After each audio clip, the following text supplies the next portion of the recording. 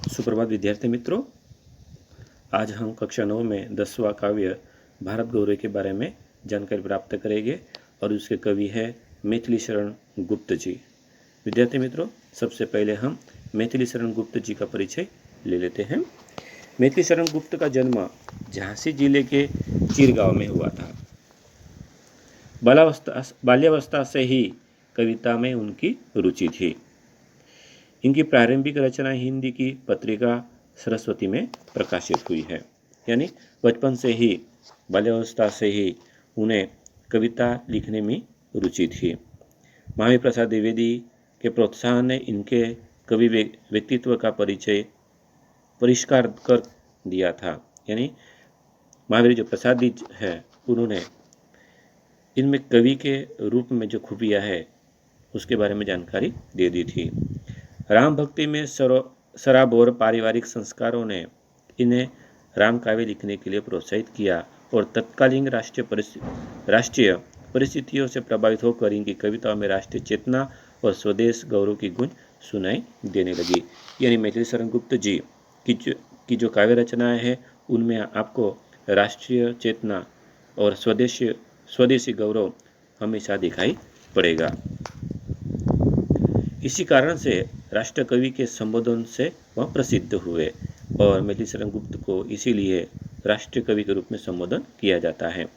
भारत भारती, साकेत, पंचवटी, यशोधरा, विष्णुप्रिया आदि इनकी प्रमुख रचनाएं हैं। हिंदी साहित्य एवं शिक्षा के क्षेत्र में अनुपम योगदान के कारण इन्हें सन 1954 में पद्म भूषण की उपाधि से अलंकृत किया गया तथा राज्यसभा का सदस्य भी मनोनीत किया गया था। विद्यार्थी मित्रों, यह काव्य भारत भारती से लिया गया है। इस काव्य के 3 खंड है, जिसमें देश का अतीत, वर्तमान और भविष्य का चित्रण किया गया है। गुप्त जी ने भारत के अतीत का गौरवशाली चित्र यहाँ पर प्रस्तुत किया है और इसी विशेषताओं के आधार पर उसे विश्व के सिरमौर पद पर प्रस्थापित किया गया है। इस काव्य में कवि ने भारतीय सभ्यता और संस्कृति का गौरवगान किया है।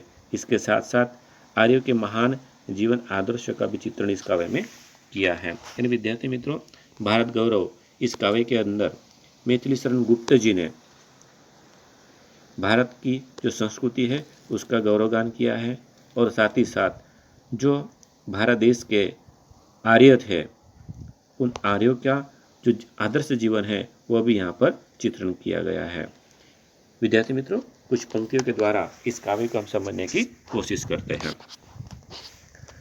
भूलोक का गौरव, प्रकृति का पुण्य, लीला स्थल कहाँ। हमें पहले सवाल किया गया है कि भूलोक यानी पूरी दुनिया का जो गौरव और प्रकृति का पुण्य लीला स्थल यानी महापुरुषों की जो क्रीड़ा भूमि है वह कहाँ है, वह स्थल कौन सा है। फैला मनोहर गिरी हिमालय और गंगा जल जहाँ, यानी पूरे विश्व का गौरव और प्रकृति का यानी महापुरुषों की जो क्रीड़ा भूमि है वह कहाँ है, वह ऐसा स्थल कहाँ है। तो उसका प्रत्युत्तर मिलता है कि फैला मनोहर गिरी हिमालय और गंगा जल जहाँ, कि जहाँ पर हिमालय जैसा पर्वत है और गंगा नदी जैसी पवित्र नदी जहाँ पर है वही है पुरुषों की वहाँ क्रीड़ा भूमि। संपूर्ण देशों से अधिक किस देश का उत्कर्ष है। अब दूसरी बात यहाँ पर पूछी गई कि विश्व के जो देश हैं, सभी देश, उसमें सभी देशों के अंदर सबसे ज़्यादा उत्कर्ष यानी उन्नति कौन से देश ने की है, तो उसका की जो ऋषि भूमि है वह कौन, भारतवर्ष। कि विश्व के सभी देशों में सबसे ज़्यादा उत्कर्ष यानी उन्नति कौन से देश ने की है, उसने कि जो वहाँ ऋषियों की भूमि है और वह कौन है, सिर्फ भारतवर्ष है। भारत देश ही है ऐसा देश कि जो ऋषियों के देश के रूप में जाना जाता है। आगे कहते हैं, हाँ, रुद्र भारतवर्ष ही संसार का सिरमौर है। यानी हाँ, जो रुद्र है भारतवर्ष, भारत देश जो है वही संसार का क्या है, सिरमौर है, संसार का श्रेष्ठ देश है।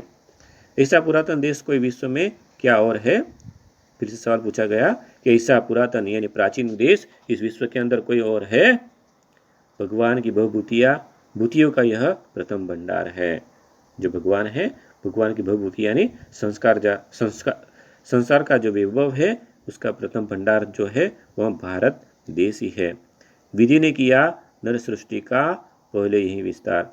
विधि यानी ब्रह्मा जी ने जो सृष्टि की रचना की थी वो यहीं से यानी भारत देश से ही की थी। यानी यहाँ पर बताया गया है कि संसार का जो सिरमौर यानी श्रेष्ठ देश कौन सा है तो वह भारत है। विश्व में ऐसा कोई और देश है ही नहीं। भगवान की भवभूति यानी संसार का वैभव कहाँ पर है? जो भगवान है जिसकी भवभूतियाँ है उसका प्रथम भंडार कहाँ है? तो वहाँ यानी जहाँ से ब्रह्मा जी ने सृष्टि का निर्माण किया है और वह एक ही है और वह है भारत देश। आगे देखते हैं। यह पुण्यभूमि प्रसिद्ध है, इसके निवासी आर्य है। यानी यह पुण्यभूमि यानी भारत देश की जो भूमि है वो बहुत ही प्रसिद्ध है क्योंकि इसके निवासी कौन थे? आर्य थे। विद्या कला कौशल सबके जो प्रथम आचार्य थे। जो आर्य थे वह विद्या कला कौशल के क्या थे? वह आचार्य थे कि जिन्होंने ही विद्या और कला कौशल का निर्माण किया था। संतान उनकी आज यद्यपि हम अधोगति में पड़े पर चिन्ह उनकी उच्चता के आज भी कुछ है खड़े। भले ही हम आर्यों की संतान है, भले ही हम अधोगति में यानी हमारी जो दशा है वह दयनीय है, हमारी हालत दयनीय है, पर उनकी चिन्हता लेकिन उनके महानता के कुछ चिन्ह आज भी यहाँ पर है। यानी जो भारत है वो पुण्य भूमि बहुत ही प्रसिद्ध है क्योंकि इसके निवासी कौन थे? आर्य थे और आर्य ने ही कला कौशल का निर्माण यहाँ पर प्रथम किया था, विद्या और कला कौशल का। हम क्या है? आर्य की संतान है। हम आर्य की संतान है, भले ही हमारी दशा बहुत ही दयनीय हालत है, फिर भी कुछ महानता के गुण तो आज यहाँ पर देखने को मिलते हैं। जो आर्य है उनकी वजह से हमारे यहाँ पर आज भी महानता के गुण तो हमें देखने मिलते हैं। आगे कहते हैं, वे आर्य ही थे जो कभी अपने लिए जीते न थे। जो आर्य थे वो कभी भी अपने लिए जीते नहीं थे। वे स्वार्थरत हो मोह की मदिरा कभी पीते न थे। यानी स्वार्थ यानी अपना ही लाभ हो ऐसी मदिरा ऐसी शराब वह कभी पीते नहीं थे। यानी वह अपने लिए नहीं जीते थे, बस दूसरों का भला हो इसीलिए वह आर्य जीते थे। संसार के उपकार हित जब जन्म लेते थे सभी। जो संसार है उस संसार के लिए यानी उसके उत्थान के लिए उनके विकास के लिए सभी जन्म लेते थे। निश्चित होकर किस तरह वह बढ़ सकते थे कभी। जो आर्य थे वह संसार का बस संसार आगे बढ़े, संसार का विकास हो इसीलिए उन्होंने जन्म लिया था। फिर निश्चय यानी निष्क्रिय होकर वह कैसे बैठ सकते थे क्योंकि उन्होंने जिम्मेवारी ली थी कि हम जिएंगे तो संसार दुनिया के लिए जिएंगे, हम अपने आप के लिए नहीं जिएंगे। इसी तरह से उन्होंने संसार का विकास किया था। यानी यहाँ पर इस भारत गौरव काव्य के अंदर मैथिली शरण गुप्त जी ने हमें भारत के जो 3 भाग हैं, भारत के जो अतीत वर्तमान और भविष्य यहाँ पर इन्होंने चित्रण किया है और साथ ही साथ भारत देश की जो सभ्यता और संस्कृति है उसके बारे में भी हमें यहाँ पर बताया है। आर्य के बारे में हमें यहाँ पर जानकारी दी है कि जो आर्य थे वह अपने लिए नहीं जीते थे, बस संसार का विकास हो, संसार के सभी जन समुदाय अपने आपस में मिलजुल कर अच्छी तरह से रहे, इसके लिए ही वहाँ उन्होंने जन्म लिया था। ब्रह्मा की बात की गई थी क्योंकि ब्रह्मा ने ही यहाँ से यानी भारत देश से ही ब्रह्मा जी ने सृष्टि का निर्माण किया था और भारत देश जैसा महान देश कोई उस विश्व में हो ही नहीं सकता क्योंकि भारत देश इस संसार का सिरमौर यानी श्रेष्ठ देश है और यहीं से ब्रह्मा जी ने सृष्टि का निर्माण किया था। यानी भारत देश की जो महानता है उसके गुण यहाँ पर हमें बताने की कोशिश की गई है। बस यही बात इस काव्य में बताई गई है। धन्यवाद।